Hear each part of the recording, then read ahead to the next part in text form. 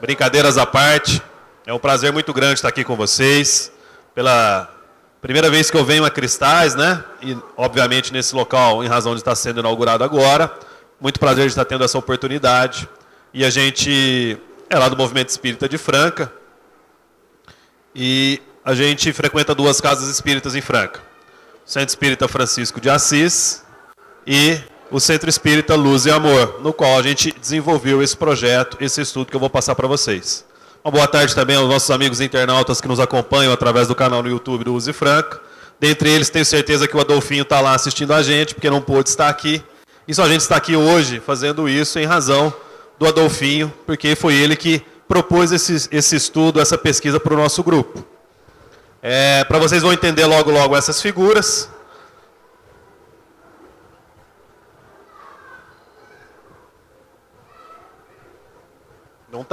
Não tá indo, Mário.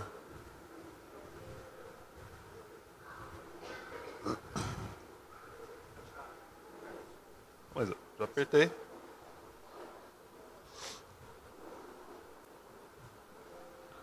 Só um momentinho enquanto a gente ajusta ali, já dá para a gente começar a fazer o seguinte. Como surgiu isso tudo? Como o Mário disse, algumas coisas que eu vou dizer aqui, o Mário já disse lá atrás, então vocês me perdoam pela repetição, mas para a gente poder ficar bem claro. Nós temos um grupo de estudo, lá no Grupo Espírita Luz e Amor, aos sábados de manhã, no qual estudamos a Revista Espírita.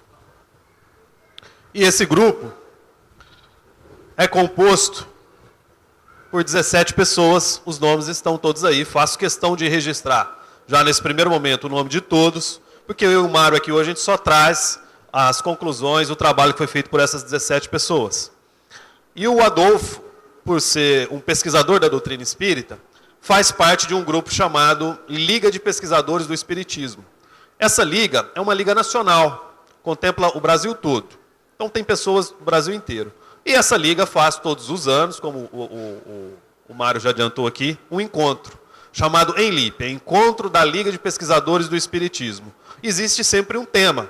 Então, quem quer participar, faz o quê? Faz uma pesquisa, e nesse encontro leva-se essa pesquisa e apresenta. A temática desse ano de 2017 foi sobre mediunidade de cura. E o Adolfo propôs para nós, para esse grupo que se reunia aos sábados, que estudava a Revista Espírita, que nós fizéssemos um trabalho de pesquisa relacionado a casos de Franca e que levássemos a São Paulo. Tanto que assim foi feito. O último dia, final de semana do mês de agosto, de 26 e 27, nós estivemos em São Paulo, eu, o Mário e o Adolfo, no qual foi apresentado esse trabalho. Então, o que vai ser apresentado aqui foi um pouco do que o Adolfo apresentou lá, tá? Com algumas variantes. Então, no primeiro momento, eu trago aqui o nome das 17 pessoas que fizeram parte do grupo e do estudo. No que consistiu isso? Antes da gente começar ali. Nós pegamos 2 casos de cura espiritual. Nós vamos trazer detalhadamente mais à frente. E passamos a estudar, a ver o que tinha acontecido, sob o ponto de vista material e até sob o ponto de vista espiritual. Por que material? Porque fomos aos registros de exames médicos, o que tinha acontecido com as pessoas.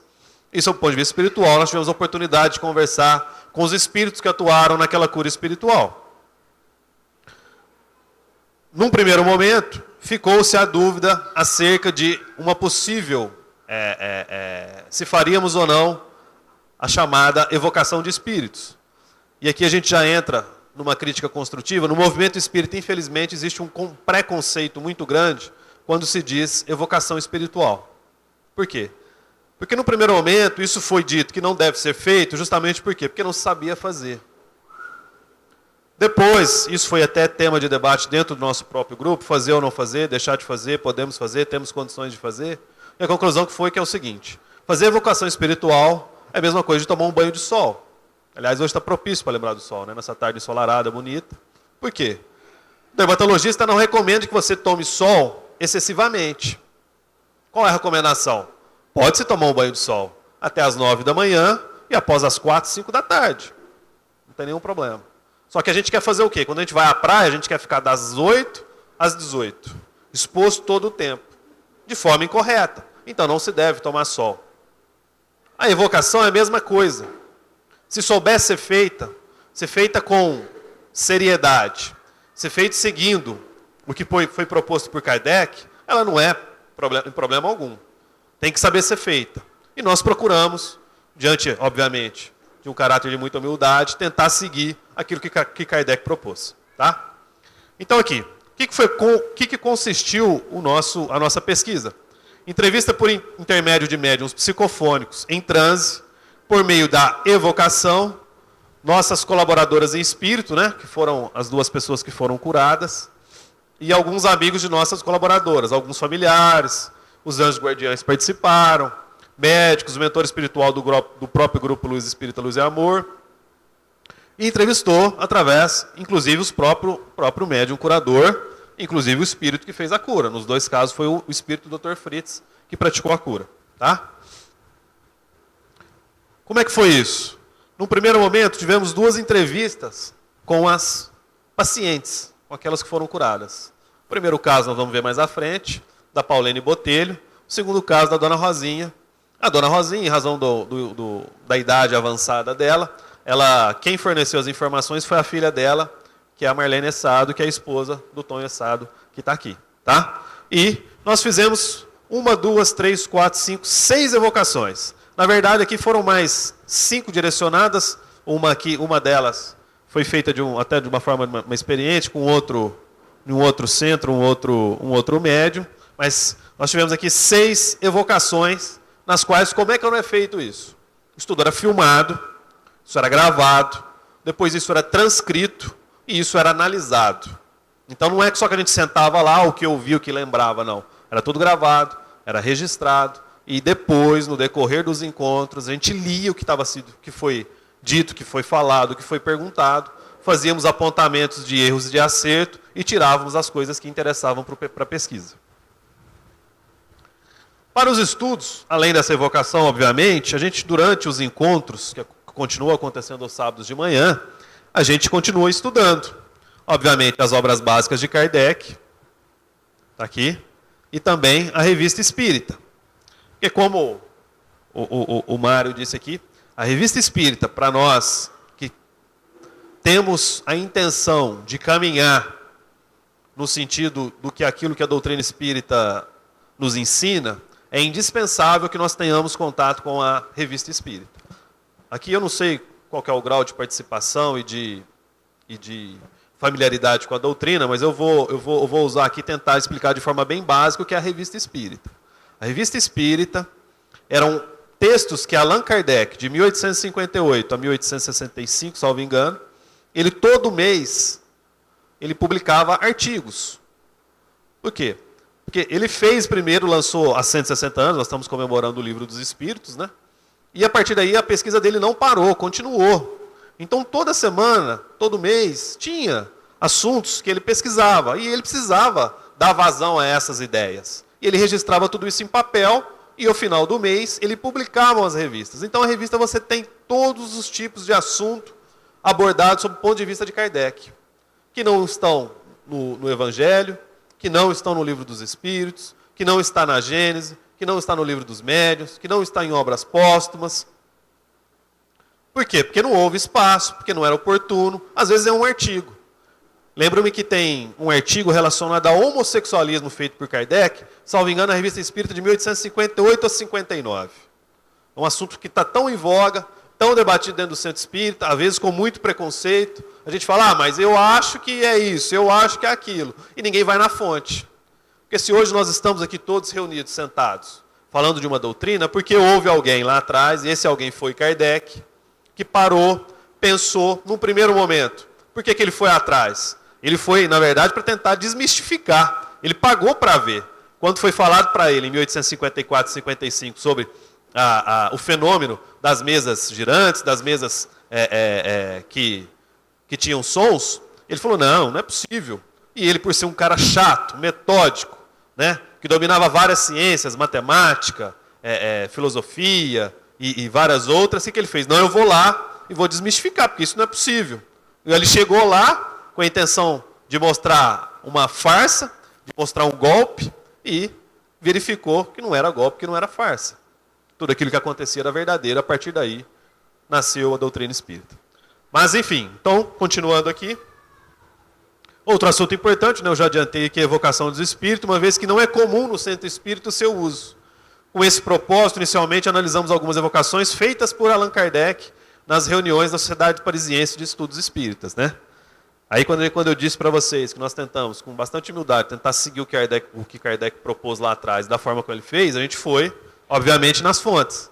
Foi na Revista Espírita, para tentar saber como é que ele fazia na época. Então aqui, nós estamos como exemplo a evocação de Allan Kardec ao Espírito Lemaitre, eu não sei se a pronúncia é essa, vocês me desculpem, extraída da edição de março da Revista de Espírita de 1858. O que diz Kardec, evocando um espírito?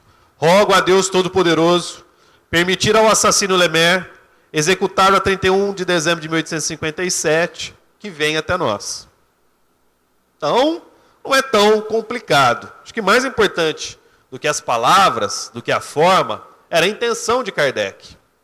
Ele não estava ali evocando um espírito para poder condená-lo, para poder mostrar os seus erros, para mostrar suas falhas. Depois, uma outra, feita por Kardec ao Espírito São Luís, que seria um de seus mentores, na edição de junho da revista, em 1859. Diz Kardec na oportunidade: poderíamos evocar o espírito Alexandre de Humboldt, que acaba de falecer? Em seguida, o espírito já dá sinais e começa. E nós, como é que nós fizemos? Né? Antônio Carlos Essados, que está aqui, ele coube a ele esse papel de fazer a primeira evocação na nossa primeira reunião, lá de dezembro. E como é que o Antônio Carlos fez? E fez com muita primazia. Então nós vamos buscar a sintonia com o nosso Pai Celestial, com Jesus, o nosso Mestre, nosso guia e orientador, coordenador espiritual deste trabalho, com toda a equipe espiritual que já está colaborando conosco neste trabalho. Nós estamos aqui como aprendizes desta nova atividade que nos foi tão bem ensinada e praticada pelo codificador Allan Kardec. Quando ele diz aqui, nós estamos aqui pela primeira oportunidade, porque a própria casa ela nunca tinha feito evocação nesses termos de pesquisa. Obviamente que toda reunião mediúnica existe uma evocação involuntária, voluntária, para os próprios mentores. Mas com esse intuito de se fazer uma pesquisa, de se fazer uma entrevista com o plano espiritual, foi a primeira oportunidade que a casa fez. E ele continua: nós nos inspiramos nos estudos que realizamos nos seus escritos da Revista Espírita e de toda a obra de sua codificação. Estamos aqui para desenvolver o trabalho de pesquisa que já é claro do conhecimento de ambas as dimensões. Antes dessa reunião prática, houve uma consulta aos mentores espirituais da casa, do Grupo Espírita Luz e Amor, no qual foi proposto, foi dito a eles, né, foi colocado a eles qual que era a intenção do trabalho, se eles, enquanto mentores espirituais do Grupo Espírita, o que eles achavam, se era interessante, eles já disseram naquela oportunidade que da parte deles já estava tudo organizado, dependeria de nós no plano material. E acreditamos que tudo está preparado, tudo está ciente, todos estão dentro do foco, do conhecimento de todo esse trabalho. E assim, em nome de Deus e de Jesus, obviamente, vamos dar aberto a esse trabalho de hoje, que era 17 de dezembro de 2016, às 9 horas da manhã, no Centro Espírita Luz e Amor, Franca. Damos por aberta a nossa reunião, confiando e aguardando a manifestação do coordenador espiritual deste trabalho, para dar alguma coordenada que possa direcionar melhor esta atividade. Como já dissemos, é claro que sempre há uma interação entre os dois planos, mas aqui estamos no momento mais propício, momento do confronto, da união dessas dimensões. E agora, quem está com a palavra é a dimensão espiritual. E a gente foi, modéstia à parte, muito feliz, porque as reuniões transcorreram na maior tranquilidade. Obviamente que houve algumas ponderações, principalmente em relação às primeiras, que era novidade para todo mundo. E a gente até sentia, até uma crítica construtiva, que a gente estava um pouco engessado demais. E assim, dialogar com o espírito é a mesma coisa que dialogar com o encarnado. Obviamente que são dimensões diferentes. E naquela oportunidade a gente procurou estar diante dos espíritos que praticaram a cura, né? Aí, depois dessa evocação feita pelo Antônio Carlos, a espiritualidade respondeu, né, nesses termos: estamos juntos com vocês desde o princípio. Quando surgiu a intenção, quando o Adolfo foi, de certa forma, influenciado, ou ele foi incentivado a propor aquilo pelo trabalho, já era uma parte, já era um trabalho feito pela espiritualidade. No decorrer da pesquisa, em várias oportunidades, eles disseram para nós que isso era apenas o ponto de um começo de um trabalho muito maior. Como o Mário disse aqui, a ciência está cada vez mais próxima da espiritualidade. E a cura espiritual, como foi dito, que está sendo estudado até em faculdades de medicina, é um ponto. E nós ali, obviamente, sem querer ser o principal ponto disso, né, desse estudo, mas apenas um, a gente sabe que, imagina que existem em outros pontos do país, e nós com a nossa oportunidade, dando a contribuição para que isso dissemine, e na nossa região a gente faz essa parte, né? Então a espiritualidade continua. Para nós, não é diferente de vocês a esperança desse trabalho de pesquisa. Pois todo estudo, toda pesquisa sempre nos leva ao conhecimento.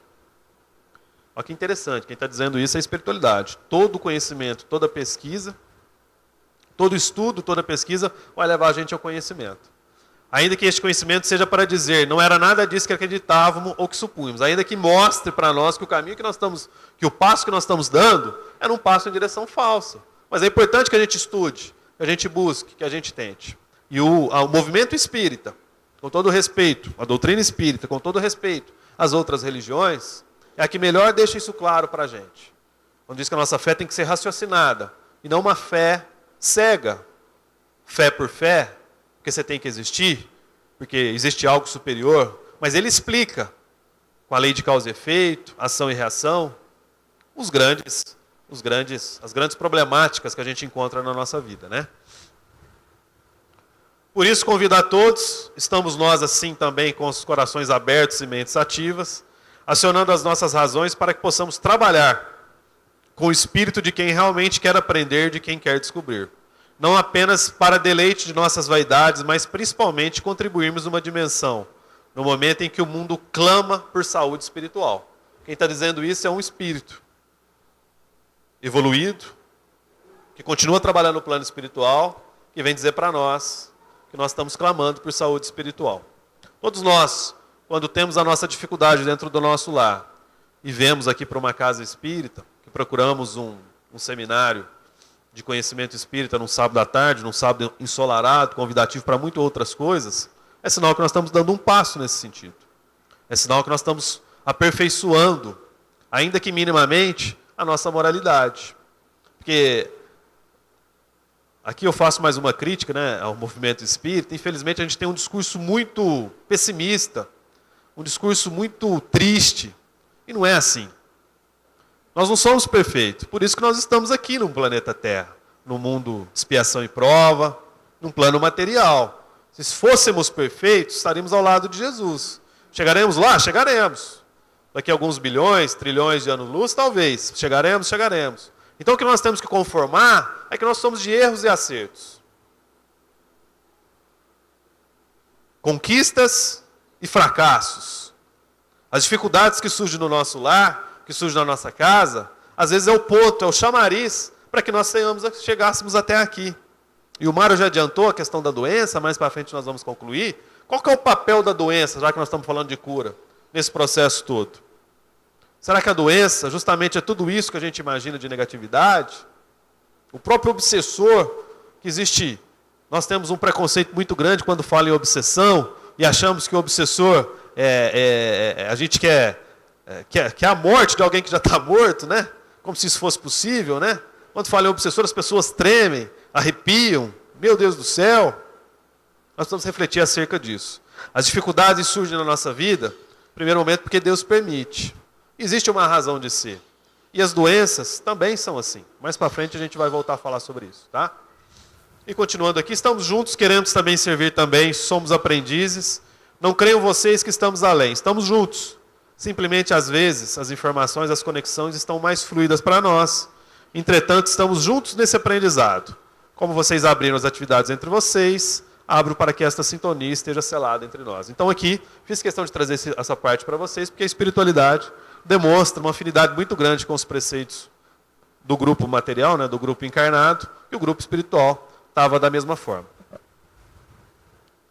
O primeiro caso que nós temos é dessa jovem senhora chamada Paulene Botelho, no qual ela teve uma tuberculose renal, dos 3 aos 15 anos de idade, durante 12 anos, né? Aí quando o Mário estava falando aqui daquela senhora que Jesus curou também, 12 anos de hemorragia, né? Eu lembrei aqui o caso da Paulina. 12 anos de sofrimento. Imaginemos isso. 1 minuto de dor é ruim. 1 hora de dor é ruim. um dia de dor é ruim, uma semana de dor é ruim, um mês, um ano. Imaginem 12 anos com uma dor que não passa. Eu, felizmente, não tive, não pretendo ter, não quero ter nessa encarnação, se me for permitido, cólica de rim. Não sei, alguém na plateia já deve ter tido. Dizem que é uma das piores dores que existe, se essa é a possibilidade, né? Porque qual dor é pior, dor de dente ou dor na unha do pé? Dor é dor. Mas dizem que dor de rim, pelo desconforto, pela forma que pega, não tem, etc e tal, ela é péssima. E a Paulene Botelho teve tuberculose renal a partir dos 13 anos até os 15 anos de idade. Como é que foi o caso dela, né? Chegou até nós através do Mário, que conhecia ela de forma mais próxima. Conversou com ela, falou, não, claro, revelo tudo para vocês. No primeiro momento, como é que funcionava? A gente chamava a pessoa lá, no caso ela foi ela mesma. Aí era feita uma entrevista com ela, gravada, câmera, gravador, áudio, né? Sentado lá, uma relação de perguntas e começava a perguntar. Como é que é seu caso? Eu comecei assim, aos 3 anos, fui desenvolvendo isso, minha mãe me levou aqui, minha mãe me levou lá, o médico disse isso, o médico disse aquilo, disse aquilo outro, aí eu passei para isso, passei para aquilo, etc. E foi chegando. Então a gente registrava tudo. E ela disse no primeiro momento, que a enfermidade chegou a tal ponto que um dos médicos, durante o tratamento, esses 12 anos, disse para ela, infelizmente, disse para a mãe dela, né? Ainda ela era criança, jovem. Infelizmente, nós não temos mais o que fazer. O que podia ser feito na medicina, nós já fizemos. Os remédios que nós temos está sendo suficiente para curá-la. E eles ficavam naquela dificuldade. Porque o pior que sentir dor, talvez, né? É você saber que não está havendo um ponto de luz para aquele sofrimento acabar. Porque quando fala, não, nós vamos fazer uma cirurgia em tal dia. E essa cirurgia vai resolver. Mas no caso dela não era proposto nada. Ela ficava com a dor, ficava com aquela dificuldade, entre indas e vindas, médico para lá, médico para cá, e o sofrimento só aumentava. Até que no ano de 1985, o médium Edson Queiroz, que já desencarnou, mas foi conhecido na década de 80, porque foi um dos precursores da medicina curativa, né, da mediunidade de cura, ele foi a Franca, né? E esse médium trabalhava com o Dr. Fritz. E ele foi lá para fazer uma série de cirurgias, lá na chácara da família Martiniano. Havia uma multidão de pessoas, gente para todo lado. E, interessantemente, a primeira pessoa a ser atendida foi a Paulene. Mas não foi porque ela pulou na frente. O médium chegou lá, numa plateia semelhante a essa, obviamente talvez até maior, disse, você moça aí, de camisa amarela, por exemplo, vem, é sua vez. Ela não pulou na frente, a mãe dela não pediu, estava sentadinha, aguardando a vez dela, com muita humildade, e o médium não, né? O espírito falou, aquela é a primeira. Aí a Paulene vai contar o que aconteceu quando ela entrou na sala de cirurgia espiritual. Eu com muito, muito medo, e ele, né? O Dr. Fritz, disse assim, fica tranquila. Muito sério, muito bravo. Aí ele redarguiu, fica tranquila, porque ele sentiu que ela estava num desconforto. E aí minha mãe não teve tempo de falar o que eu estava fazendo lá. Quer dizer, ela nem falou, eu tenho um problema no rim, eu tenho tuberculose no rim, estou com dor em tal lugar. Nem falou.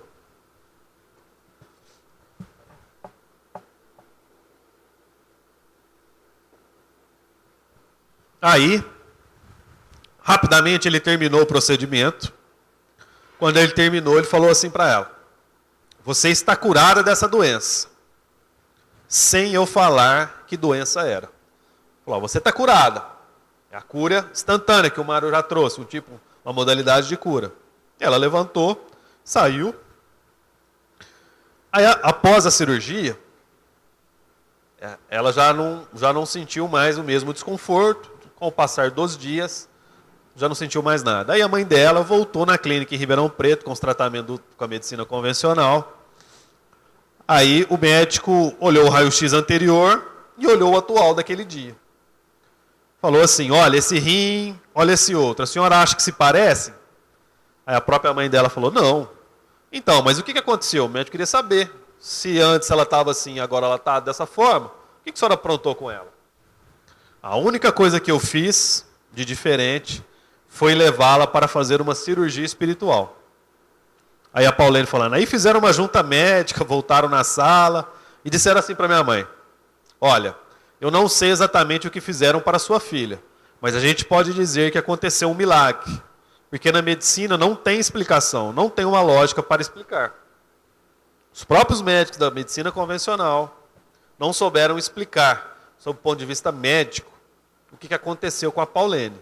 Eles tinham uma radiografia, um raio-x que falava A, anterior, e naquele dia, após a cirurgia espiritual, tiveram uma radiografia com o resultado B, de cura. E eles não sabiam explicar como aquilo foi possível, tanto é que perguntaram à mãe da Paulene. E ela foi sincera, levei uma cirurgia espiritual. Obviamente que eles não, sem conhecimento para dizer, para aprofundar, etc. e tal, ficaram por aí. O nosso segundo caso, então o primeiro caso da Paulene, ele mostra que a cura espiritual instantânea, ela acontece, né, como o Mário disse, antecipou agora há pouco, numa intervenção rápida, numa intervenção de momento, que é a mais comum. Claro que a gente tem aqui, por exemplo, o caso do João Berbel, lá no IME em Franca, né, que é uma medicina, que é uma cura instantânea. Claro que existe todo um processo, né, de preparação, né? Eles pedem para as pessoas não se alimentarem com determinados alimentos, não cultivarem determinados hábitos, faça a cirurgia e após também existe o pós-operatório. Aqui a gente não tem registro se foi pedido isso para a Paulina, acredito que não, porque o Edson Queiroz ele rodava o Brasil para fazer essas cirurgias. Naquele caso específico ele esteve a Franca, então não tiveram contato antes, não sabia. E depois também ela não disse nada de diferente. Certo que aqui também faz bastante tempo que isso aconteceu, no ano de 1985. Então, como o registro dela foi agora, ela lembra das principais partes. Mas a cura instantânea, de regra geral, funciona dessa forma. O segundo caso estudado é o caso da Dona Rosinha. O que é o caso? Que essa senhora, hoje 99 anos, eu acho, né? 98 anos, o Antônio Carlos está confirmando ali. Mas aconteceu com ela, a cura aconteceu quando a doença apareceu e aconteceu quando ela tinha 95 anos de idade. Essa é a Marlene Essado, né? A maioria das pessoas conhece lá de Franca, atuante no movimento espírita, esposa do Antônio Carlos Essado. Essa senhora que é a filha da Dona Rosinha, que fez o relato para nós, aquele primeiro relato inicial. A gente tem que ter contato com o paciente. No caso da Dona Rosinha, não tinha condições da gente conversar com ela, em razão da idade, né? Mas a Marlene participou de todo o processo, então a Marlene explicou para nós, e ela foi o primeiro registro e disse tudo o que aconteceu. Então, como é que foi no caso da Dona Rosinha? Em meados de 2015, apareceu uma pequena ferida no seu rosto do lado esquerdo, perto do olho. E a ferida foi aumentando. Aparentemente uma ferida normal, escara, né? Uma senhora, mas ela... Parece que essa ferida tinha algo de diferente. Ela começou a chamar a atenção. Aí o médico que cuida da Dona Rosinha, né, disse, vocês precisam levar ela a um dermatologista. Essa ferida aqui surgiu como nada, como um momento normal. Eu estou observando que essa ferida está aumentando e isso pode ser um câncer de pele. O médico da família, nesse momento, não era ainda um oncologista, era um médico que trata dela. Pode ser... Vamos encaminhar para um oncologista. Um dermatologista primeiro, né? Aí ela foi para o dermatologista, a ferida só aumentava, e o médico dermatologista, assim disse a ela, olha, vocês vão ter que fazer uma cirurgia. Aí porque realmente isso é um câncer, isso está muito feio, vocês vão ter que fazer uma cirurgia para poder extrair isso aí o quanto antes. Aí a Marlene disse o seguinte, mas operar nessa idade, né? Aí o médico disse, realmente, nessa idade é problemático. Toda intervenção cirúrgica, ela tem o seu risco, com essa idade mais ainda, é mais complicado ainda, né? E ele falou bem sério, vou te mostrar uma coisa, tá vendo isso aqui? Começou a mostrar fotos de feridas, cânceres, que foram evoluindo, que não foram tratados a tempo, né? Para poder mostrar, isso pode chegar em determinada situação. Se vocês não fizerem a intervenção agora, o resultado lá na frente pode ser esse, pode ser mais difícil. e mostra o processo de progressão do câncer de pele, né? Assim, Dona Rosinha foi encaminhada para um oncologista. Aí, aqui é a foto de quando acho que estava no grau de maior dificuldade. Não sei se está dando para ver com... Aí, né? É aqui logo do lado esquerdo, aqui, né? Logo acima aqui da sobrancelha do lado esquerdo. Aí o médico oncologista pediu uma série de exames pré-operatórios para poder agendar a cirurgia que exigia anestesia geral, obviamente, e enxerto de pele. Um dos exames, o eletrocardiograma, foi feito no consultório do médico cardiologista Dona Rosa, que interpelou. E esse médico cardiologista já conhecia a família do movimento espírita, falou assim para ela, mas por que vocês vão fazer essa cirurgia, né? 90 e tantos anos de idade, vocês vão fazer isso, 95 anos de idade, realmente vocês vão querer fazer isso?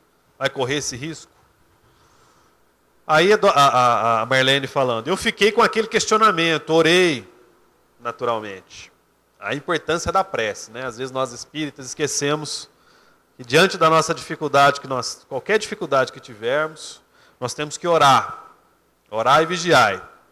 Às vezes nós carecemos da nossa fé, né? Eu vou contar uma historinha rápida aqui, daqui a pouco a gente já volta lá, para falar sobre a importância da fé, né? E a gente vê e fala, mas o que é a fé? A fé é rezar, acreditar em Deus, buscar. Não, mas vamos dar um exemplo disso, né? Certa vez, Francisco de Assis estava se deslocando de um convento para outro. Era época de inverno, nevava na Europa. E ele saiu com outro frade, nós vamos sair daqui, nós vamos para o convento tal. E era muito a pé, obviamente, caminhada longa, sob neve. Eles foram, e não sei porquê, naquela época não tinha WhatsApp, não tinha Facebook, não tinha telefone. O convento de origem não conseguiu informar o convento de destino que eles iriam. Essa informação não chegou de forma adequada lá. Ficou meio que nebulosa. Enfim, eles saíram a caminhar e chegaram no convento de destino. Chegando lá, eles bateram na porta, com muita alegria. Nossa, ainda bem que nós chegamos a tempo, não escureceu, porque se escurecer o frio aumenta. Aumentar o frio nós vamos, obviamente, não vamos conseguir ficar. Bateram na porta. Aí um frade nem tão franciscano como deveria ter, nem tão com o coração ainda convertido, né? Abriu a porta com uma rispidez. O que vocês querem aqui? Não, nós somos do convento tal, nós viemos para cá, nós viemos passar a semana de convivência com vocês aqui. Falou, não, nós não estamos esperando ninguém. Vocês não me dão licença, vocês podem voltar para trás, não tem autorização para deixar ninguém entrar. Não, mas não é possível que você vai fazer isso com a gente. Se a gente ficar aqui fora, nós vamos morrer. Não, isso é problema de vocês, volta para onde vocês vieram, eu não quero saber de nada. Fechou a porta. Francisco de Assis e o outro frade ficaram do lado de fora. O frade que estava Francisco de Assis, obviamente, falou, nossa, estamos mortos. A neve daqui a pouco vai aumentar, está escurecendo, se a gente for voltar, a gente vai ficar no meio do caminho, nós vamos morrer. Sentou, começou a chorar. Francisco de Assis, com alegria, pulava, cantava, agradecia a Deus, erguia os braços. O frei que estava com ele parou, olhou, falou, você está passando bem? Nossa, eu nunca tive tão bem em toda a minha vida. Não, mas não é possível. Nós estamos aqui do lado de fora, começando a receber aqui a neve, nós vamos morrer, você não está entendendo isso?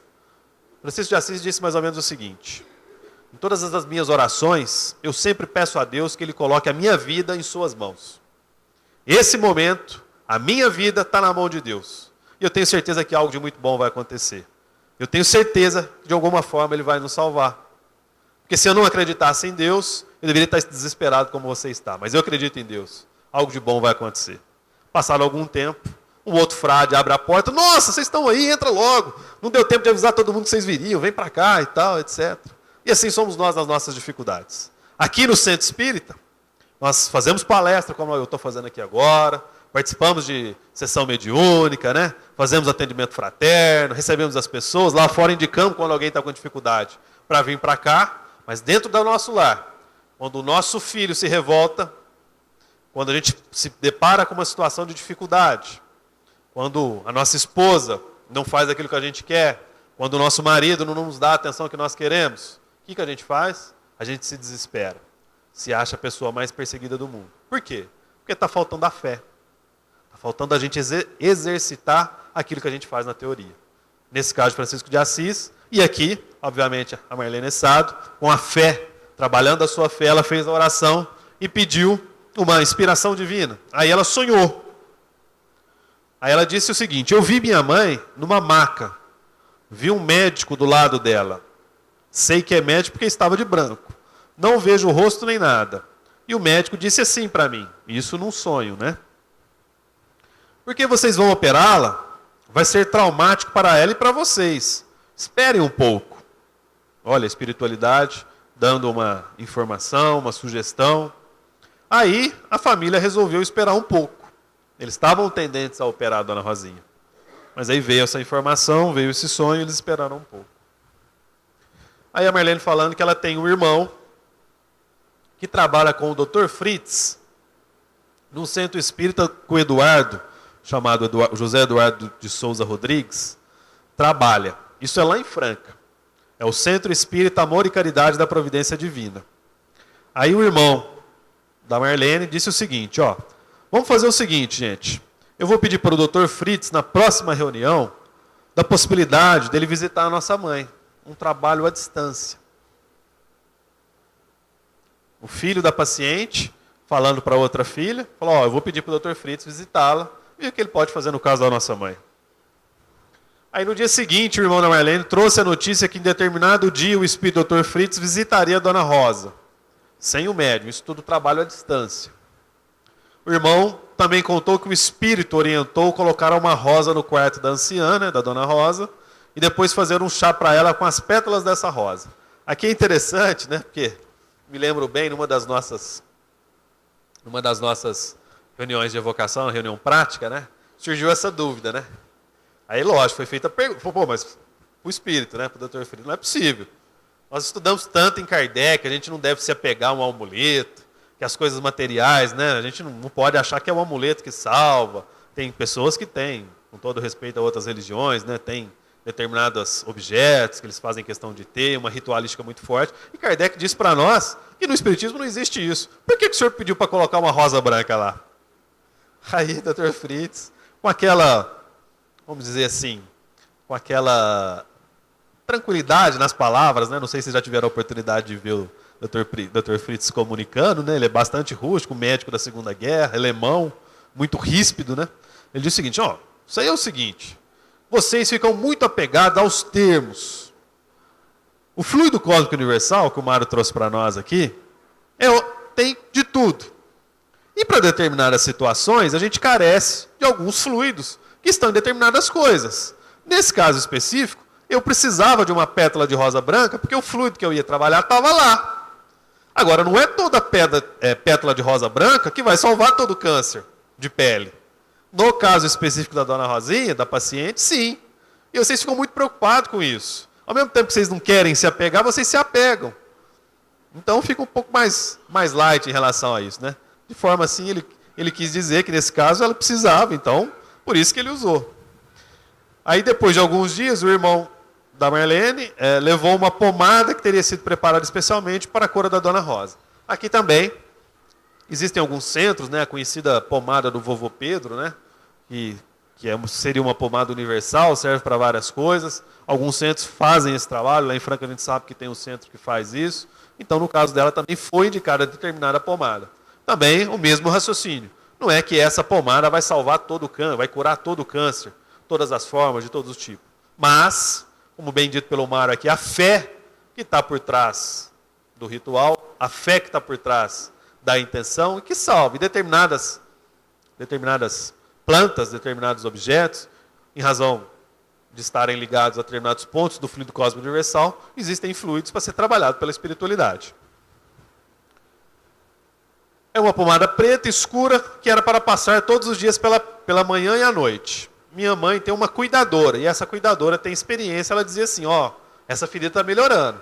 Então, foi feita a intervenção à distância pelo espírito Dr. Fritz, depois foi passado um remédio, um pós-operatório, eles continuaram praticando esse pós-operatório, passando a pomada, e a cuidadora da Dona Rosinha começou a observar, falou, ó, realmente, está dando resultado positivo, acho que a gente tem que continuar, vamos continuar com as orações, vamos continuar fazendo o tratamento aqui, vamos continuar passando a pomada.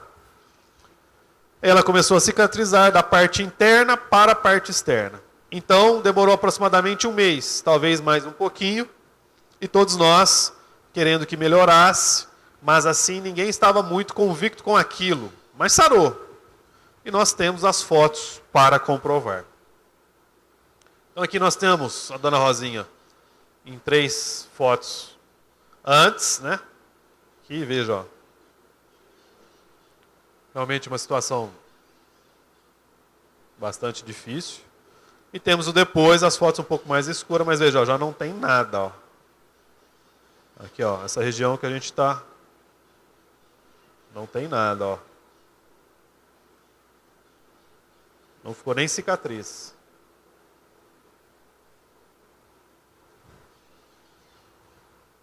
Esses são os 2 casos. Esses 2 casos possibilitou que a gente conhecesse, né, um pouco mais sobre cura espiritual. Olha lá. Essa pesquisa possibilitou conhecer um pouco a complexidade e singularidade da mediunidade curadora, diante do inarredável intercâmbio entre as esferas material e espiritual. Possibilitou ainda, de forma precária e incipiente, entender o caráter pedagógico da doença, da dor e do sofrimento. É aqui que eu quero voltar um pouquinho, quando eu disse para vocês. No pouco que a gente viu estudou um pouco durante as entrevistas, as reuniões práticas. Está acabando, tá, pessoal, para a gente já liberar.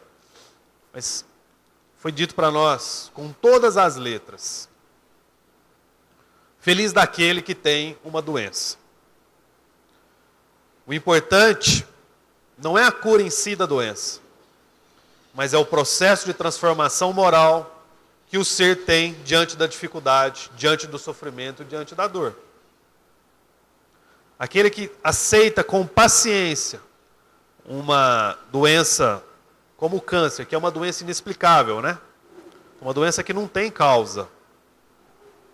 Todos nós aqui podemos ter ou não ter. Uma criança recém-nascida tem. Uma senhora com 90 e tantos anos tem. Ela é uma doença democrática. Não existe uma explicação. Você não pega ela porque você aspira determinado produto, porque você está exposto a determinado... Existem estudos voltados que, obviamente, quem fuma tem uma tendência maior de ter câncer de pulmão.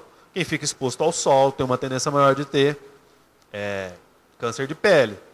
Mas existem pessoas, como recém-nascidos, como bebês, que têm câncer sem estar exposto a esse tipo de coisa. Então a espiritualidade diz para nós que a doença ela é apenas um ponto de algo muito maior que está por trás. É apenas a ponta de um iceberg. Atrás da doença existe um resgate, uma expiação, como o Mário disse na primeira parte, que vem para poder mostrar. O planejamento reencarnatório de todos nós passa por isso também. Lá, nós somos muito valentes no plano espiritual. Nós dizemos o seguinte: não, pode me mandar, que eu dou conta. Não, mas é muito para você. Não, eu quero que você me mande. E quando nós recebemos do lado de cá aquilo que nós encomendamos, nós sofremos, nós nos desesperamos. Por quê? Porque ainda nós não temos a nossa fé raciocinada de acordo com o que Kardec nos ensinou, que Jesus nos ensinou, que Deus espera que nós tenhamos. Saber que nós somos espíritos eternos. Não há por que se desesperar se o câncer bate à sua porta neste momento, se o diabetes, é uma doença também silenciosa, difícil, bate à sua porta, e tantas as outras doenças que batem à nossa porta, essas doenças fortes. Feliz daquele que sabe se portar, seja ela na dificuldade da dor própria ou da dor alheia.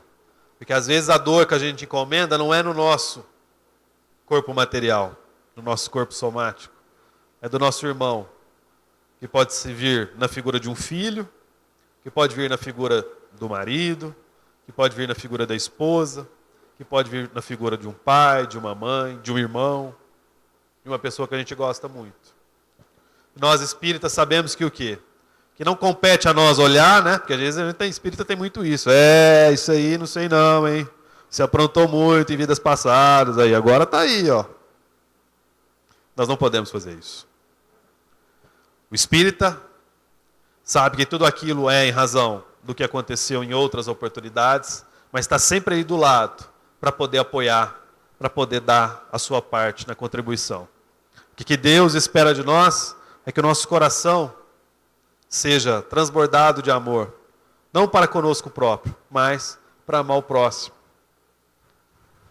Aqui estão os casos, a gente só tem a agradecer e dizer para todos nós que um dia nós teremos mais condições de avançar mais no campo da pesquisa, de entender a doença com mais propriedade, a própria cura espiritual, e dizer para todos nós espíritas que a felicidade não é sobre ter todas as pessoas do mundo para si. É sobre saber que em algum lugar alguém zela por ti. É sobre cantar e poder escutar mais do que a própria voz. É sobre dançar na chuva de vida que cai sobre nós. É saber se sentir infinito no universo tão vasto e bonito. É saber sonhar. E então fazer valer a pena cada verso daquele poema sobre acreditar. Não é sobre chegar no topo do mundo e saber que venceu. É sobre escalar e sentir que o caminho te fortaleceu. É sobre ser abrigo e também ter moradas em outros corações. E assim ter amigos contigos em todas as situações. A gente não pode ter tudo. Qual seria a graça do mundo se fosse assim? Por isso eu prefiro os sorrisos e os presentes que a vida trouxe para perto de mim. Não é sobre tudo que o seu dinheiro é capaz de comprar. Não é sobre correr quanto tempo para se ter sempre mais. Porque quando menos se espera, a vida já ficou para trás. Segura teu filho no colo, sorria e abraça teus pais enquanto estão aqui. Porque a vida é trem-bala, parceiro, e a gente é só passageiro, prestes a partir. Que o nosso Senhor Jesus nos abençoe a todos.